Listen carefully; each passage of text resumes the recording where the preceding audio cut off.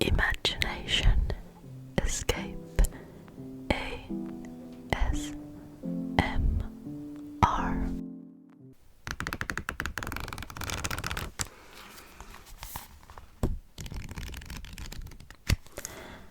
Hello my lovelies, I hope that you're doing really well today.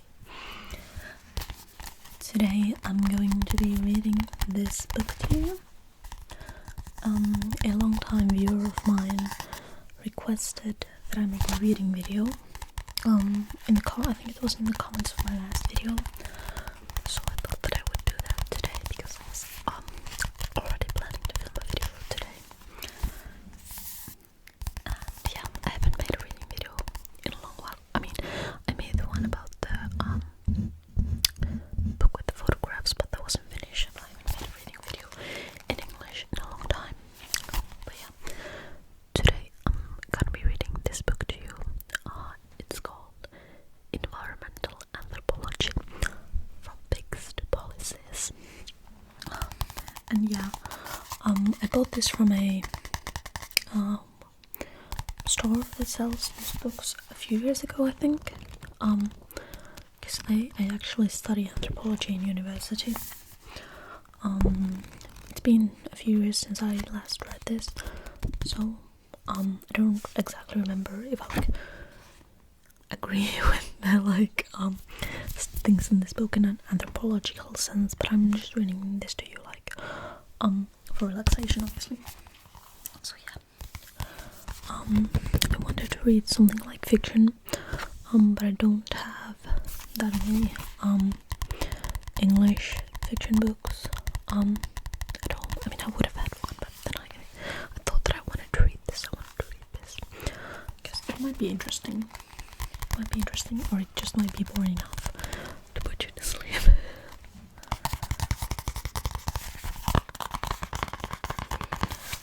Yeah, I'm just gonna start, I think. And the writer of this book is Patricia K. Townsend.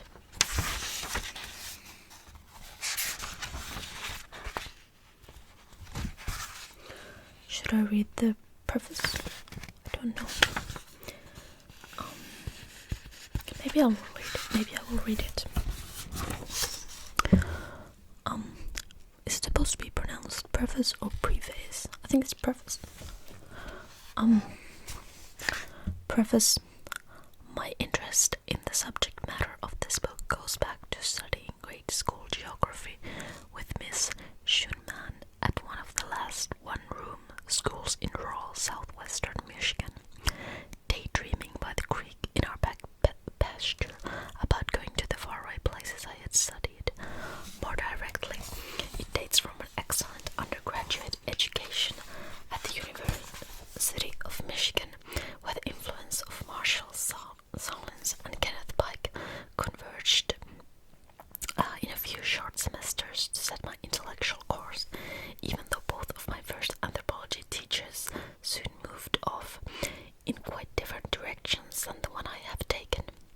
The first 6 chapters of the book reflect that personal and disciplinary history, while the final chapters reflect my growing conviction that, of the various scholarly disciplines, anthropology has both an appropriate degree of humility and a broad enough vision to address the environmental mess that we humans have made. In writing this book, I benefited from the encouraging words and critical comments of Tom Curtin, who suggested it, Bell Townsend, who supported it, Amy Grasmick, who repaired it, and also Eugenia Hahn, Stuart Kirsch, and Mac Elroy, Pete Veda, Jim Vale, and 2 anonymous readers who are probably still not entirely satisfied. Pat Townsend, Buffalo, New York, May 8th, 2000.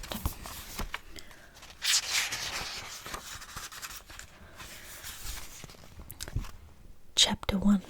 Introduction. When I went to live with the Sanyo Hiofi, I will not know how to pronounce some of the words in this book, but let's not let that distract us. When I went to live with the Sanio Hioi of New Guinea as a 24-year-old graduate student in anthropology, in many ways I had to begin as a baby. There were no dictionaries or grammars of their language. I could not study it in advance, but only by bumbling along, pointing to a house or a pig, and imitating the response Vesi or Fei. I had to hope that what I was learning was really the word house or pig and not finger or what the heck does she mean. The villagers had to teach me manners. It is rude to point with your finger. Instead you gesture with your lower lip. You are not supposed to watch someone eat. You can pet the pigs, but you must kick the dogs to discourage them from hanging around trying to grab food. Because I thought I was a reasonably good hiker, it was most humiliating to have mere children or old ladies try to give me a hand as I felt my way across bridges consisting of a single skinny log across deep mud holes. All of this to learn before I could even begin to record their knowledge of the tropical forest environment. Eventually, in nearly 2 years of field work, my husband, Bill, and I did collect a lot of plants for the National Herbarium and created a glossary of plant and animal terms as part of my dictionary of the language and description of the culture. Bill, who is a civil engineer, mapped the immediate area and documented the use of stone tools to cut trees, discovering that it takes a man skilled in using both a stone tool and a steeled axe about 4 times longer to cut a tree with the former as it does with the latter. The most important part of the biotic environment for my study had to be the sago palm. Petroxylon sago. It was the carbohydrate staple of the diet. Sago starch was a monotonous 85% of the food eaten. Many other foods were eaten in small amounts as merely a garnish or snack.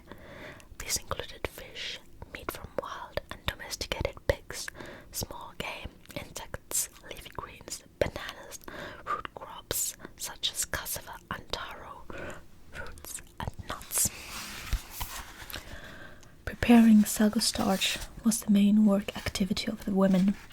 They cut, scraped, pounded, and washed the pit of the palm to extract the starch, carrying it home in big pinkish-white blocks wrapped in leaves. Most of the sago palms were of seedless varieties that must have at one time, perhaps centuries earlier, been planted from cuttings. These grew near the edge of the swamp forest, naturally regenerating the stand by sending up suckers at the base of each palm.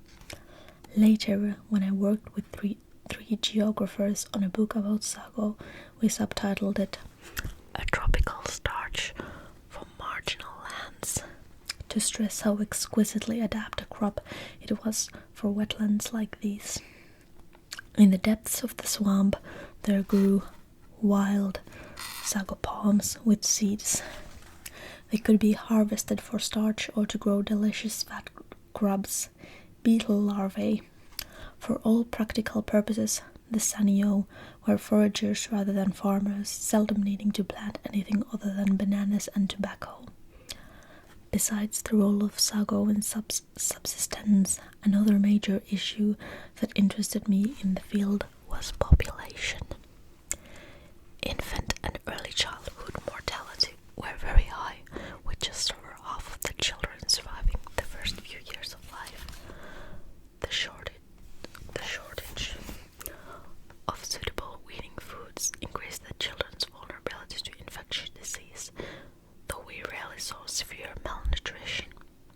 Malaria and respiratory diseases such as pneumonia, bronchitis, and tuberculosis were very common causes of illness and death.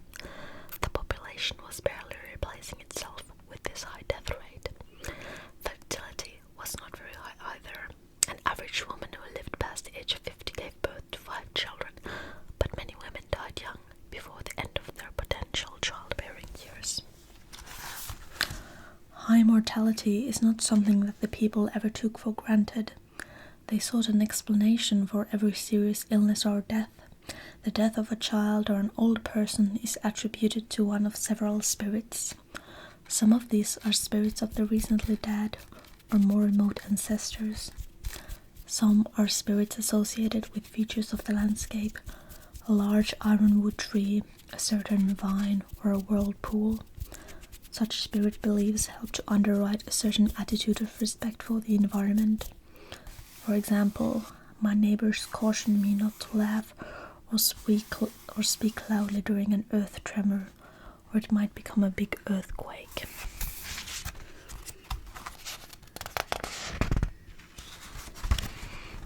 If an adult dies suddenly in the prime of life, people claim that a witch is responsible. The local concept of a witch is someone who has eaten human flesh and acquired a taste for it. Witches consume other things that normal people wouldn't eat: earthworms, millipedes, and other repulsive creatures, and eat them through the nose and other orifice. Witches violate food taboos, such as the severe ones imposed on widows and widowers. At first, after the death of a spouse, the bereaved can eat hardly anything, only a few bitter wild yams. Gradually, vegetable foods are allowed, but most meat remains forbidden for years. Some widows in our village could only eat nuts with their sago. The Sanyo characterized the witch by his or her illegitimate greedy consumption in violation of food taboos. The high mortality experienced by the people were lived with, as in other parts of Papua New Guinea, out of the reach of regular health services, reflected in above the effects of epidemic diseases such as influenza and whooping cough that swept through the area every few years. The spread of new epidemic diseases was one of the first ways that the Sanyo experienced the expansion of the global economic system.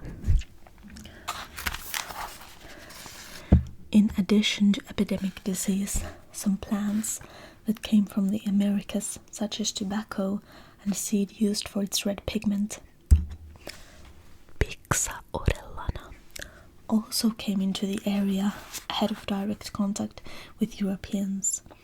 Many new food plants arrived: squash, papayas, pineapples, lemons, as well as new animals: cats, chickens.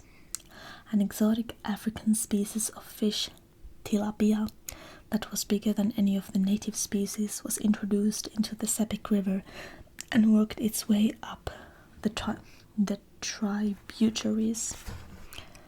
Arriving 5 years after the first colonial Australian patrol, we were there to witness a time of rapid expansion of the world economic system into the area.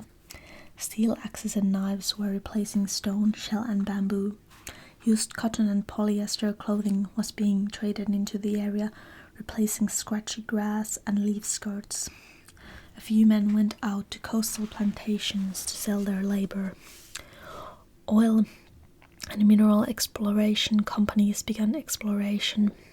They found gold and copper prospects nearby, but low mineral prices in the 1980s and 1990s made it unprofitable to consider mining them yet. Just as soon as prices rise significantly, the nearby Frieda mine is likely to go ahead, bringing more dramatic change to the Sanyo. I'm gonna drink some water.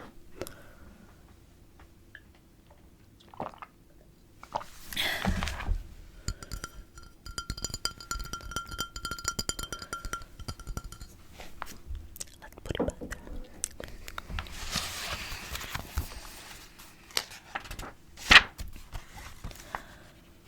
The field of anthropology.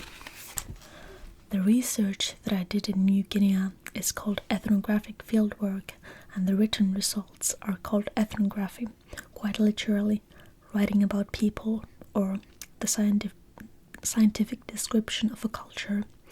When I introduce myself as an anthropologist, people invariably say, "Oh, how interesting, you study old bones and stones," and I mumble, "No, I'm a cultural anthropologist. I study living people." But they are not far off the mark in naming two of the main subfields of anthropology. The bones, as well as flesh, blood, and genes, refer to biological anthropology, also called physical anthropology or human biology. The stones refer to prehistoric archaeology, the study of the material remains of past cultures. I have to make a side comment here. It's interesting that in the United States, or I don't know if it is more just in North America, I think it might be in North America. In North America, archaeology is considered a subfield of anthropology, but in Europe it is not. In Europe, archaeology and anthropology are two different fields of study, but in America they are subfields of the same field. So that's interesting. But I will continue reading now. The stones refer to prehistoric archaeology, the study of the material remains of past cultures. The remaining fourth traditional subfield is anthropological linguistics. A strong training in linguistics was especially important for me because I was going to a place that was a big blank on the language map of the world. A field worker who planned to go to Japan, for example, would find already existing grammars, dictionaries, and even language courses allowing language learning before going to the field, which was not possible for me. To the additional 4 subfields of anthropology, there is sometimes added a 5th, applied anthropology. Others simply regard applied anthropology as a dimension of all the subfields, that is, any use of anthropology to solve practical problems. This is what I have done for much of my career. For example, studying whole service delivery in Papua New Guinea from 1980 to 1984. Later, I directed a church-related agency that settled Kurdish, Sudanese, Russian, and other refugees in Buffalo, New York. Most recently, I have done work on the role of churches and interfaith coalitions in the communities surrounding Sabafan sites and their role in identifying hazards, communicating risks, and remediating these hazardous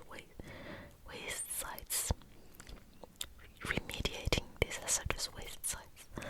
The Superfund is a federal program of the U.S. Environmental Protection Agency for cleaning up the nation's most seriously chemically contaminated sites. Threaded through all of the subfields of anthropology is environmental anthropology, the topic of this book. My own training is largely in cultural anthropology, so the field work I did in Papua New Guinea and the current work I am doing in Superfund communities illustrates how cultural anthropologists goes about studying environmental issues using the methods of ethnography, interviewing and observing people's behavior. An archaeologist uses quite different methods, digging up the evidence of human impact on ancient environments. Because archaeological evidence can cover very long periods of time, archaeologists can also tell us how very gradual changes in climate led to changes in culture. One of the most imaginative uses of archaeological methods is the University of Arizona's garbage project. Archaeology students sorted bags of household garbage. Later, they also excavated landfills, initially intended merely as a way to learn archaeological techniques. The project gave unusual insight into our culture's patterns of consumption, waste, and recycling. For one thing, they discovered by sorting the hazardous wastes in household garbage that people threw out a lot more household cleaners and pesticides than they suspect or admit to. In subsequent chapters of this book, there will be examples of environmental anthropology that draw on all of the subfields of anthropology. Organization of this book. This book will follow a somewhat historical path through the first several chapters, although it is not intended to give a full-fledged history of environmental anthropology. Chapter 2 picks up the history of the field in the late 1940s and early 1950s, when Julian Stewart introduced the concept of cultural ecology into anthropology. Chapter 3 moves on to the early 1960s, when much of the excitement in environmental anthropology surrounded ethnobiology, a new approach to fieldwork that drew mostly on linguistics to study the traditional knowledge that people had about plants, animals, and other aspects of the environment. Chapters 4, 5, and 6 are concerned with work that started in the 1960s and 1970s and brought concepts and methods into anthropology from outside the discipline, primarily from general ecology as practiced by biologists. Chapter 4 highlights the work of Roy Rappaport in New Guinea, and Chapter 5 the work of several anthropologists in the Amazon region. All this research in small tropical forest communities is balanced in Chapter 6 by looking at the ways that ecological anthropologists approach larger agricultural populations in more complex societies.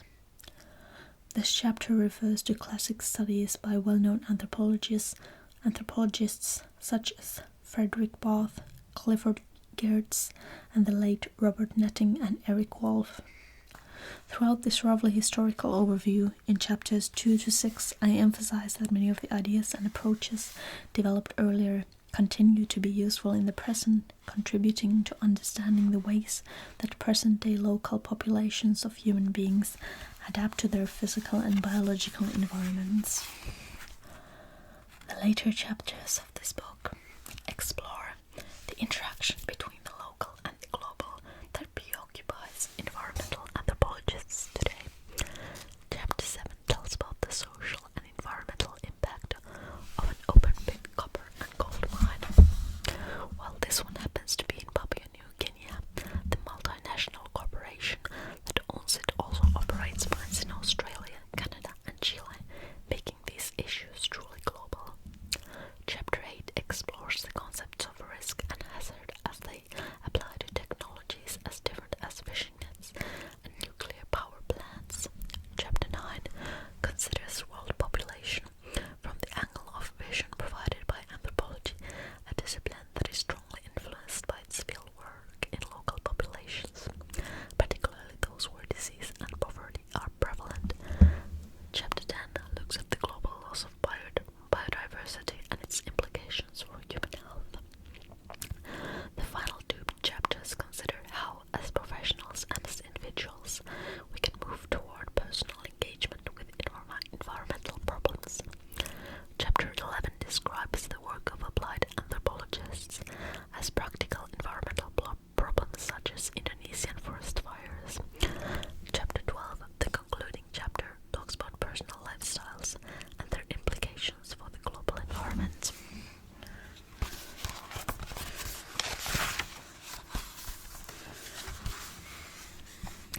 Chapter 2, Julian Stewart's cultural ecology. Why can I not decide how to pronounce it? Ecology. I think it's ecology.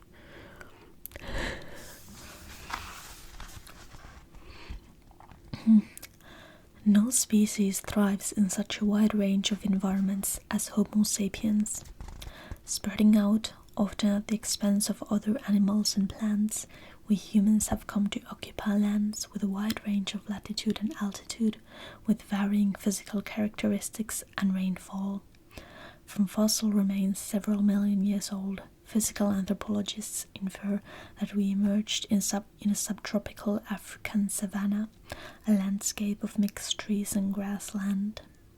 From there, we have gone on to inhabit deserts, tropical and temperate forests, high altitudes above the tree line, and most recently, the most extreme Arctic conditions.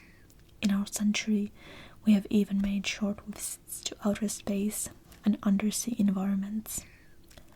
The adaptations that made it possible for humans to spread into so many different environments by and large have not been genetic ones. Homo sapiens remains a single, interbreeding species, with relatively minor differences among us to show for our past experience with environmental extremes.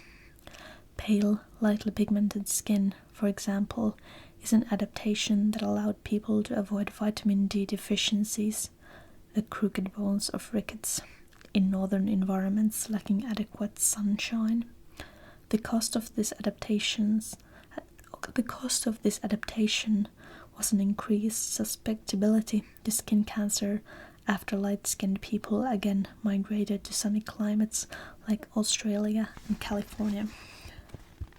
Similarly, the sickle cell trait and certain other variants of hemoglobin are genetic adaptations that offer some protection against malaria. They offer survival advantage only in Africa and other places where the parasites that cause malaria and the mosquitoes that transmit malaria are part of the environment. The adaptations that allow human Homo sapiens to thrive in many different environments are largely behavioral, not genetic. We build houses suitable to the climate, put on or take off clothing, make and use tools that are efficient for capturing whatever other species are available and desirable for food. Most of these behavioral adaptations are socially learned, that is, they are cultural. And culture is traditionally the main subject matter of anthropology. In this adaptive perspective, cultures are seen as intimately related to the physical and biological environments in which they occur. A culture is a way of life, a toolkit for survival in a particular place on the planet. I didn't get to read very far, but I've already been filming for almost half an hour, so I think I will end this video here.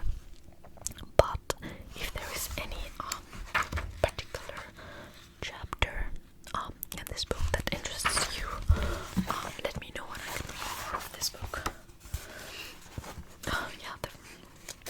The first one, the introduction chapter I read, and the second chapter is about Julian Stewart's cultural ecology.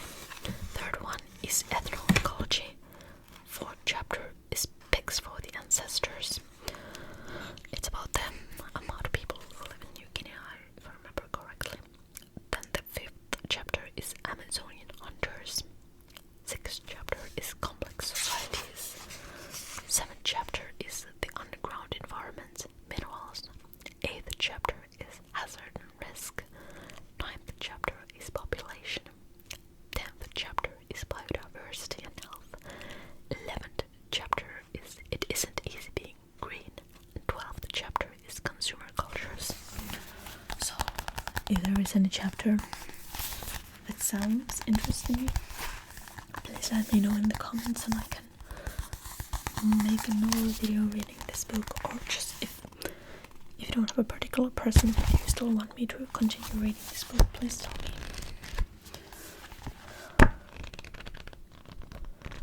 I really like the sounds of the pages being turned.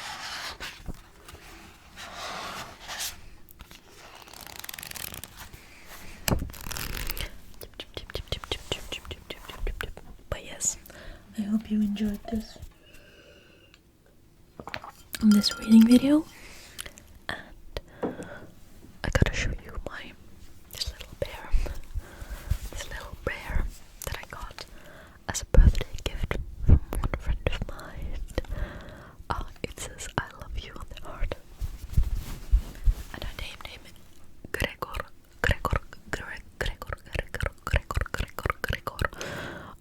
after a character in What We Do in the Shadows, because I've been watching that with my girlfriend.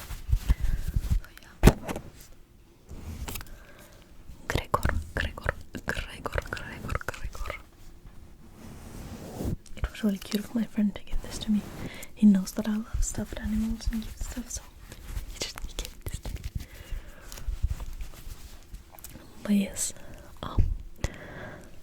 I hope you enjoyed this